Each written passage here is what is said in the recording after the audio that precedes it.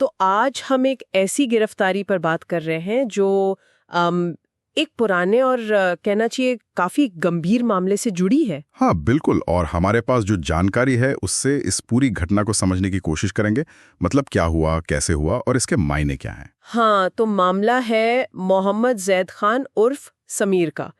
इस पर 2013 का एक केस है पीओएसओ एक्ट के तहत। पीओएसओ यानी बच्चों के खिलाफ यौन अपराध से जुड़ा कानून। सही। और इल्जाम था अपहरण और गैंगरेप का। गंभीर मामला है। हाँ, बहुत संगीन। और बात यहीं खत्म नहीं होती। ये जमानत पर बाहर था और इसी साल 18 जून को ये कोर्ट परिसर से ही फरार हो गया। अरे बाप रे, कोर्ट से फरार, ये तो मतलब। हाँ, सीधे कोर्ट से। और इस पर फिर 50,000 रुपए का इनाम भी रखा गया था। अच्छा, देखिए, किसी का न्याय प्रक्रिया से इस तरह भाग जाना ये अपने आप में बहुत बड़ी बात है। उसे पकड़ना फिर प्राथमिकता बन जाता है। तो पकड़ा गया ये। हाँ, पकड़ा गया। यूपीएसटीएफ मतलब स्पेशल टास्क फोर्स ने उसे 13 जुलाई की देर रात को गिरफ्तार कर लिया।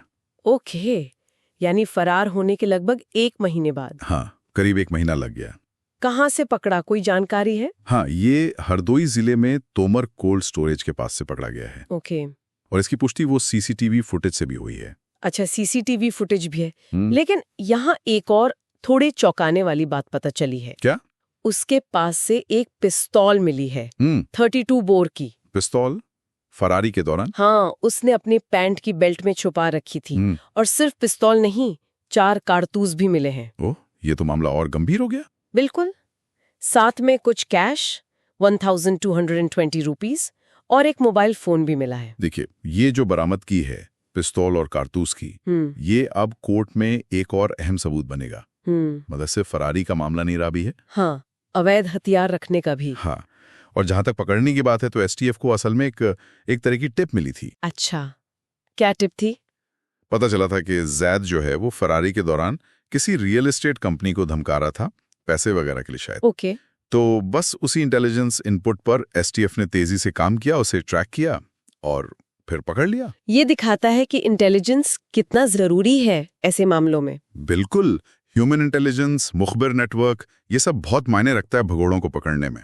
एसटीएफ के डीएसपी हैं दीपक कुमार सिंह, उन्होंने भी इस ऑपरेशन का जिक्र किया है। तो इस पूरी जानकारी को अगर हम देखें तो इसका मतलब क्या निकाला जाए? क्या ये सिर्फ एक और अपराधी के पकड़े जाने की खबर है? नहीं, मेरे ख्याल से ये उससे ज्यादा है।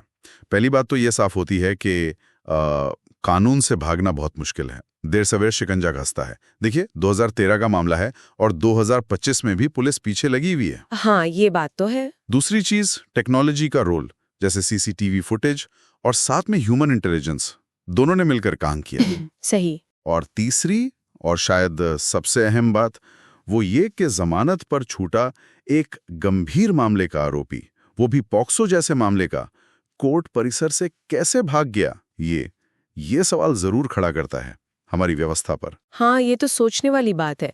मतलब एक तरफ तो एसटीएफ की कामयाबी है कि उन्होंने पकड़ लिया। हाँ, बिल्कुल कामयाबी है, उनकी लगन दिखती है। लेकिन दूसरी तरफ ये सवाल कि ऐसा हुआ ही क्यों? क्या जमानत की शर्तें या कोर्ट की सुरक्षा, क्या वो काफी थीं? वही, क्या इन चीजों को और मजबूत करने की जरूरत है, खासकर ऐसे संगीन मामलों में? ये सवाल तो उठता है। और शायद यही बात हमारे श्रोताओं को भी सोचनी चाहिए। ये पूरा मामला क्या दिखाता है? क्या यह सिर्फ न्याय प्रणाली की दृढ़ता है कि देखो पकड़ लिया, या ये उन कमियों की तरफ भी इशारा करता है जिन्हें ठीक करना जरूरी है ताकि ऐसा दोबारा न हो? न्याय मिलने की रफ्तार और प्रक्रिया दोनों कितने असरदार हैं, इस पर सोचना जरूरी है। Thanks for watching. दोस्तों, अगर आपको यह सतर्क रहने लायक स्टोरी लगी हो तो वीडियो को लाइक करें, दोस्तों और परिवार के साथ शेयर करें, और ऐसी रियल क्राइम स्टोरीज के लिए चैनल को सब्सक्राइब करना न भूलें। बेल आइकन दबाएं ताकि अगली स्टोरी की सूचना सबसे पहले आपको मिले।